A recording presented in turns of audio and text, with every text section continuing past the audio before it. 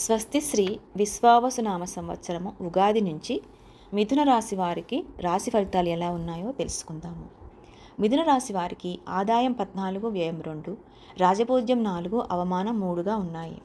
ఈ రాశి వారికి ఒడిదుడుకులు ఎక్కువగా ఉంటాయి. ఆదాయానికి మించిన ఖర్చులు, తలపెట్టిన పనుల మధ్యలో ఆగిపోవటము, ఆటంకాలు, కాలయాపన జరుగుతాయి.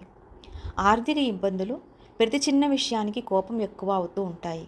ధనం వ్యయం అవుతూ ఉంటుంది.